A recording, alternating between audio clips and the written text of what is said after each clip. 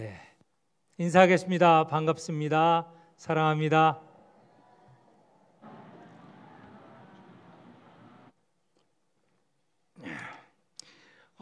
비가 많이 오고 있습니다. 오늘은 비가 오지 않는데 지난 주간에 비가 많이 왔고 또 앞으로 계속 비가 온다는 소식이 있습니다. 대전은 안전하다고 여겼는데 대전도 안전하지만은 않습니다.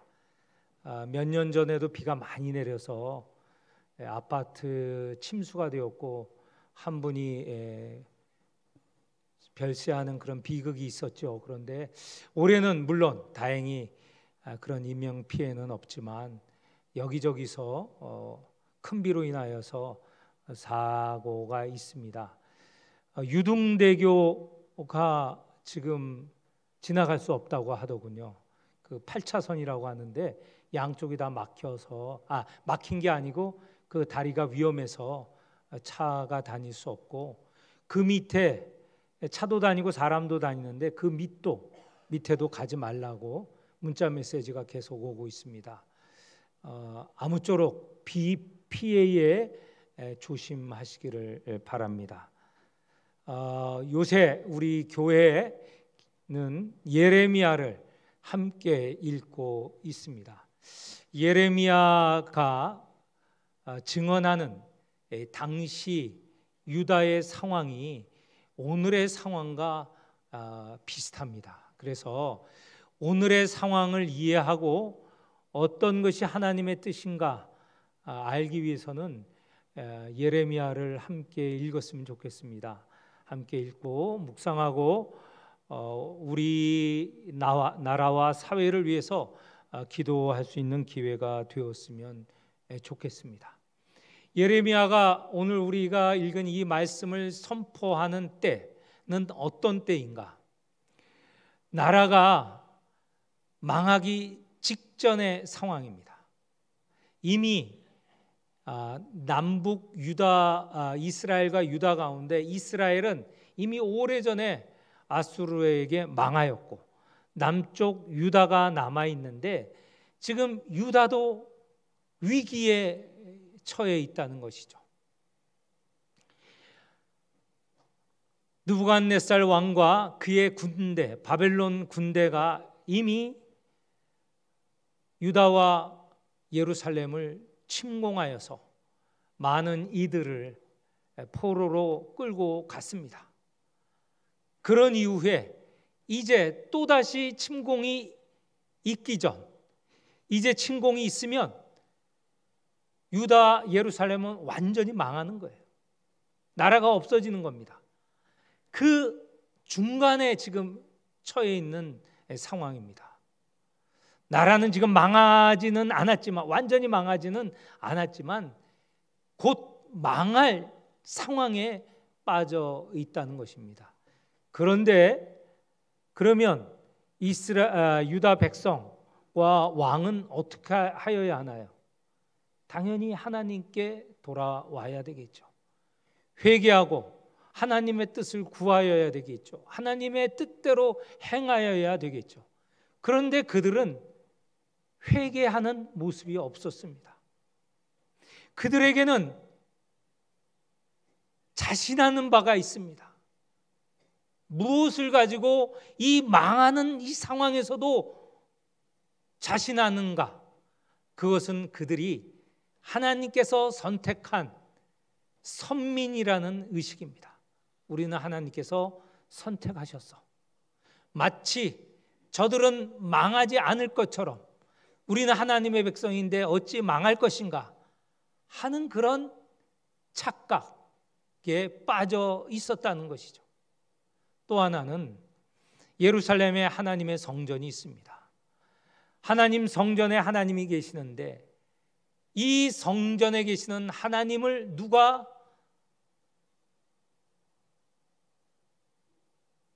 올 것이며 누가 이 성전을 무너뜨릴 수 있을까? 하나님이 계시는 성전 감히 누가 침공할 것인가? 라는 착각에 빠져 있습니다. 그런 자신감.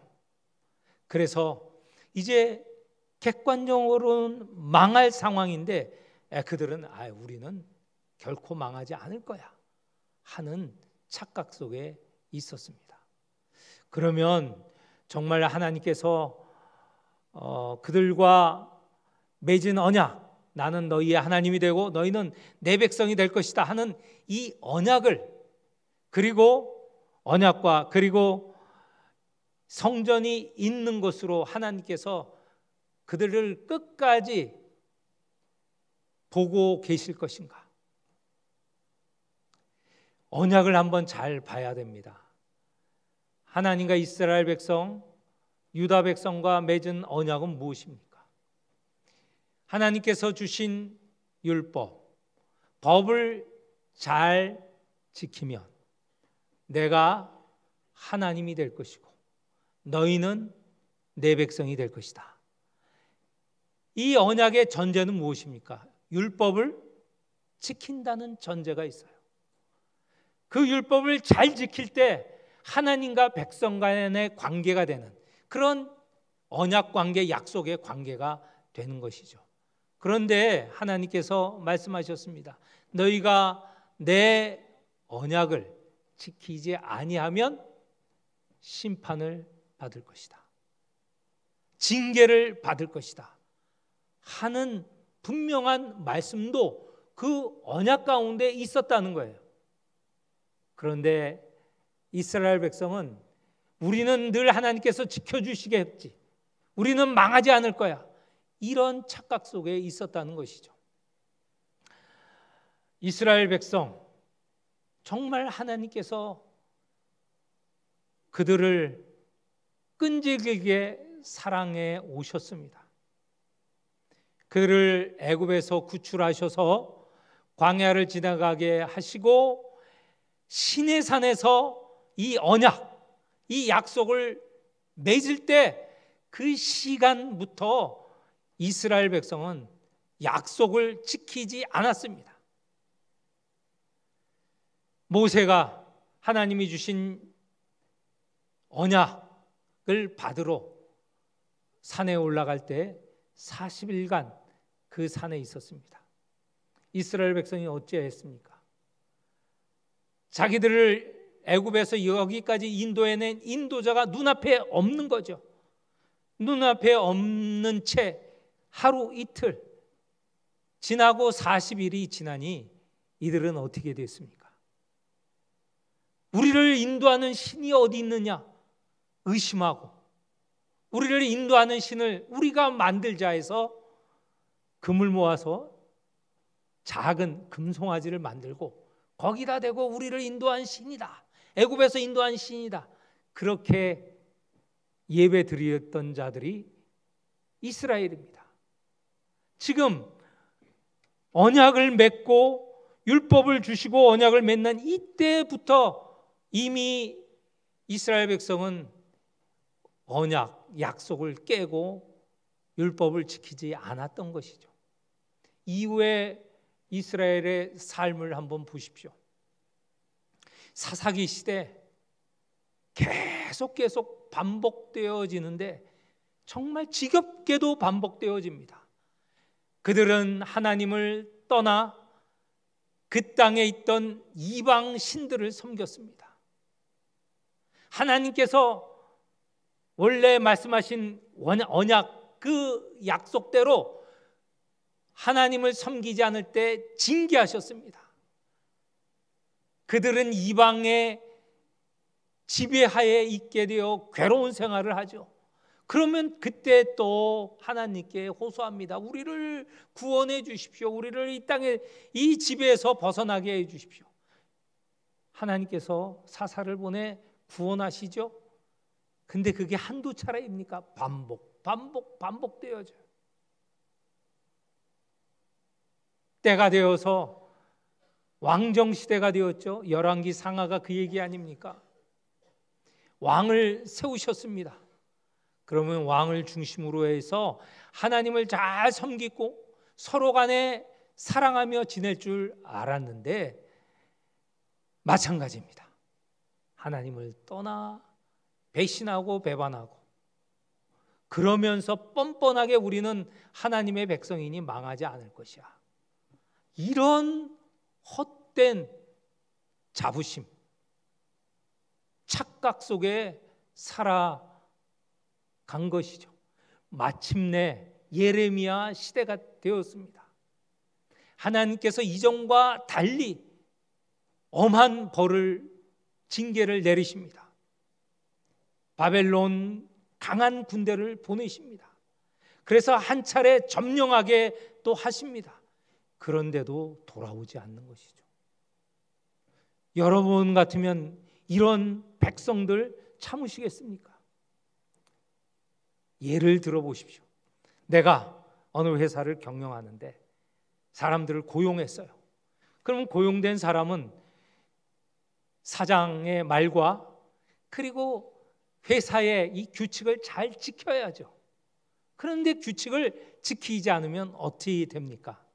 여러분, 참고 또 참고 회사가, 공장이 망할 때까지 참고 있습니까? 그런 사장이란, 그런 고용주는 없습니다. 눈에 거슬리죠? 그럼 당장 내치죠. 그게 보통 인간 사회의 모습입니다. 근데 지금껏 하나님은 참아오셨어요. 지금 망하는데도, 망하는 가운데도 돌아오라 하는데 돌아오지 않는 게 지금 이 백성들의 모습이에요. 결국 원래 언약이 뭡니까? 언약, 너희들이 내 율법, 내 법을 지키지 않으면 망할 것이다 하지 않았습니까? 마침내 하나님께서 그 말씀을 이루셨습니다.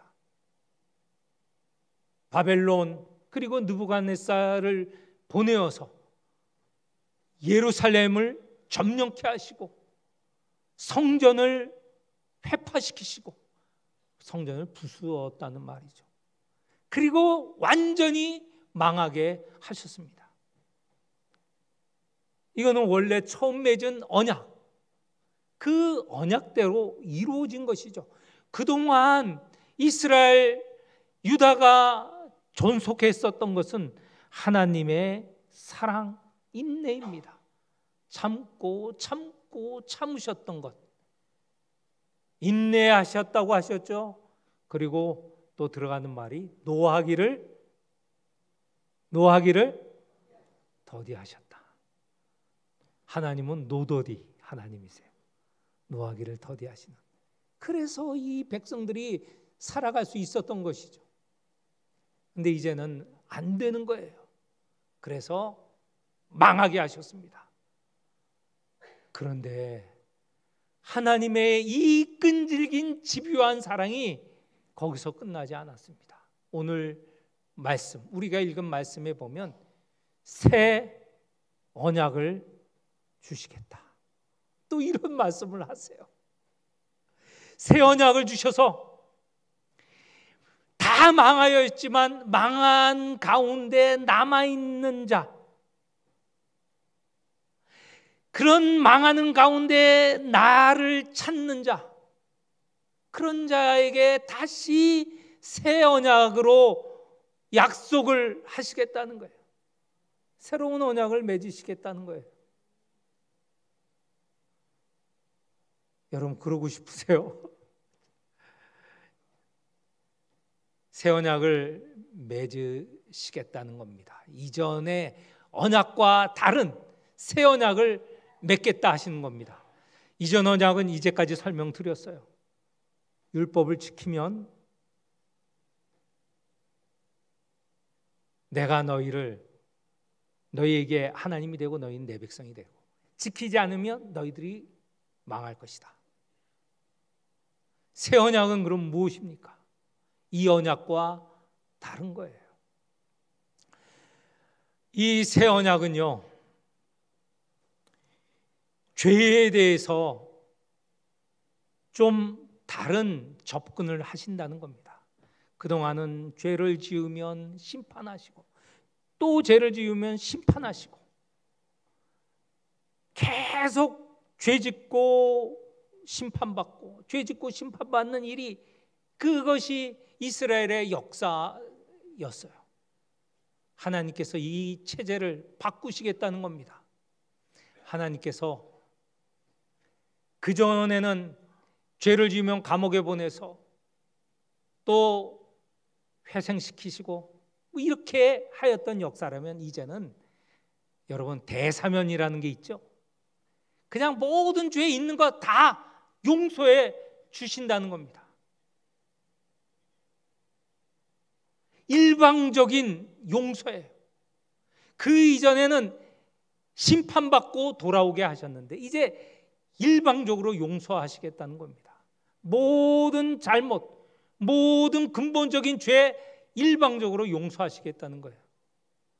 그것이 새 언약입니다. 이 새 언약은 어떻게 이루어지는가? 예수께서 이 땅에 오셔서 모든 죄를 다 지시고, 다 죄마다 심판이 있을 텐데 그 모든 죄를 지시고 대신 심판을 받으신 겁니다. 그거의 십자가에서 죽으심이고, 그래서 예수 그리스도도 죽음을 당하셨습니다. 사흘 동안 죽음 가운데 거하셨다는 것이죠. 놀라운 은혜가 아닙니까? 사랑이 아닙니까? 오늘 우리가 읽은 본문 34절 끝부분에 이런 말씀이 기록이 되어 있어요. 내가 그들의 악행을 사하고 다시는 그 죄를 기억하지 아니하리라. 그동안은 매번 죄가 있을 때마다 심판하시고 마지막 날 바벨론 포로로 잡혀가는 대심판을 하셨는데, 이제는 그 심판과 달리 대사면을 하시는 거예요. 다 용서하시는 거예요. 물론 거저 우리는 용서를 받고 거저 은혜를 받는데, 거저 받는 은혜 뒤에는 예수께서 죽음을 당하시는 값비싼 희생, 값비싼 헌신, 값비싼 제물이 있었다는 겁니다. 우리는 그 사실을 믿음으로 고백하면 우리가 용서를 받고 우리가 하나님께 돌아갈 수 있다는 것이죠. 그리고는 그러면 그것은 예수님께서 행하신 것인데 그걸 누가 다 마음속으로 받아들이느냐, 믿느냐라는 것이죠. 여러분은 마음으로 믿고 계시죠? 근데 대답이 좀 작습니다. 어떤 분은 마음에 확신이 안 드는 분이 있을지도 모르겠어요. 여기서 새 언약의 두 번째 놀라운 면이 있습니다. 이렇게 다 용서해 주시고 이렇게 다 우리를 구원으로, 영생으로 인도하시는데 우리 마음에 확신이 들 수 있도록 우리는 하루에도 12번 마음이 바뀌어요. 우리는 그렇게 확신할 수 없어요. 그런데 그렇게 확신할 수 있도록 하나님께서 성령을 보내어 주셔서 인치시는 거예요. 우리 주님께서 나의 죄를 대신하여 돌아가셨습니다. 또 부활하셨습니다. 이런 고백을 할 수 있는 것은, 마음에서 고백할 수 있는 것은 성령께서 우리 마음을 도장 찍어 주시는 거예요. 인쳐 주시는 거예요. 마음에 새기게 하시는 것이에요. 이런 고백을 하는 모든 분들, 모든 이들 다 성령이 그 마음에 임재하시고 도장 찍어 주시는 것을 믿으시기를 바랍니다. 옛 언약은 그 언약의 내용이 돌에 새겨졌어요. 모세가 두 돌에 하나님의 법을 새겨 가지고 내려오지 않았습니까? 때로는 책에 기록이 되어 있어요. 그런데 그 책이라는 것은 오늘 우리가 갖고 다니는 이 책과 다릅니다. 개인적으로는 책을 갖고 있는 사람이 없어요. 그래서 하나님께서 7년에 한 번 모든 이스라엘을 다 부르십니다. 그리고 책에 쓰여진 율법을 낭독하게 하세요. 그 낭독을 7년에 한 번 전체적으로 듣는 겁니다. 성경 통독이 그때는 7년에 한 번 이루어진 거예요. 통독하려도 책이 없어요. 개인이 책을 갖고 있을 수가 없어요. 우리 하자고 할 때 열심히 통독하시기 바랍니다. 은혜예요. 그때는, 지금은 다 말씀을 다 갖고 계시잖아요. 그런데 옛 언약은요, 그렇게 돌에, 책에 하나님의 법이 기록이 되어 있지만 그 법을 지키는가 지키지 않는가라는 것은 누구 마음이에요? 백성들의 마음이에요. 예를 들겠어요. 말이 있지 않습니까? 말을 물가로 끌고 갈 수는 있어요. 그런데 물을 먹이는 것은 말을 끌고 가는 사람 마음입니까? 아니면 말의 마음입니까? 말의 마음이에요. 말이 먹고 싶지 않다 그러면 아무리 머리를 물속에 쳐넣어도 안 먹는 거예요. 우리들도 마찬가지예요. 아이들 얘기를 한번 예로 들까요? 여러분, 학년 전 아이들, 조그만 놈, 요만한 아이들, 부모가 뭐라 그러면 애들이 반항하는 말이 뭔지 아세요? 내 마음이야. 걔네들 마음도 마음이에요.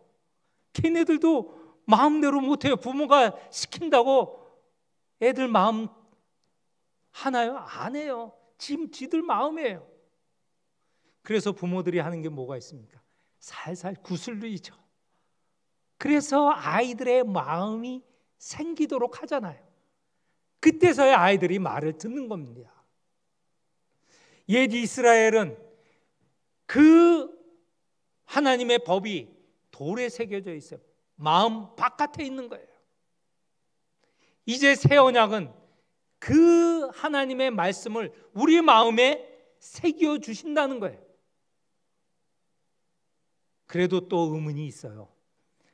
목사님, 우리 하나님의 말씀 잘 알고요. 하나님 말씀이 우리 마음에 있는 것 알아요. 근데 듣고 싶지 않은 때가 있거든요. 그렇죠? 맞습니다. 우리 마음에 두 마음이 있어요. 하나는 이 하나님의 말씀을 지키고 싶지 않는, 왜 내가 손해봐? 왜 내가 이렇게 애써서 해? 남들 다 안 하는데. 이런 마음이 있어요. 한편으로는 하나님의 말씀 내 마음에 새겨주고, 성령께서 나를 이 말씀대로 하라고 마음 내게 하시네, 결정하게 하시네 하는 마음, 좋은 마음도 있잖아요. 성령이 우리 마음에 인을 쳤다고 하지 않습니까? 도장 쳤다고 하지 않습니까? 그리고 그 성령께서 우리 마음을 주장하게 하신다는 거예요. 그리할 때 우리는 기꺼이 하나님의 법을 지키는 거예요.